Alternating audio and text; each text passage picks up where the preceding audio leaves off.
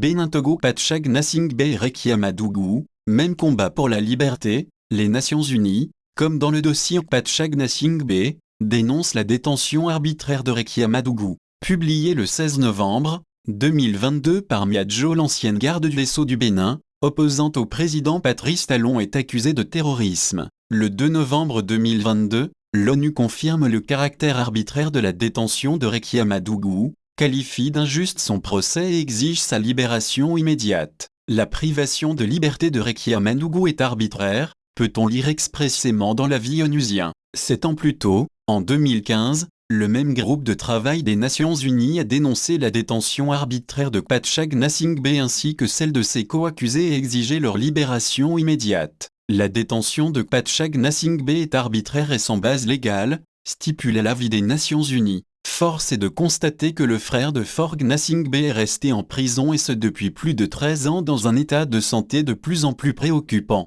Les multiples demandes de grâce présidentielle sont restées sans suite. Il y a peu, le régime togolais a annoncé à coups de tapage médiatique que des centaines de détenus politiques ont bénéficié de grâce présidentielle tout en prenant soin avec minutie, comme à chaque fois, de ne pas y conclure Patchag Nassingbe, le prisonnier le plus emblématique et frère du chef de l'État. Pourtant, le pouvoir togolais, très proche de Rekia Madougou et contrairement au cas Patchag Nassingbe, a marqué une compassion particulière vis-à-vis de l'opposante à Patrice Talon. Ironie du sort ou du destin, Rekia Madougou comme Patchag Nassingbe écope de 20 ans de prison. Dans le cas Patchag Nassingbe, les Nations Unies attestent du caractère injuste du procès, de même que la Cour de justice de la CEDEAO qui, dans son arrêt de juillet 2013, a confirmé que le procès de l'ancien ministre togolais de la Défense est inéquitable. La liberté n'ayant pas de prix et le Bénin, membre des Nations Unies, ferait œuvre utile en appliquant pour sa part l'avis du groupe de travail et procéder à la libération de Rekia Madougou.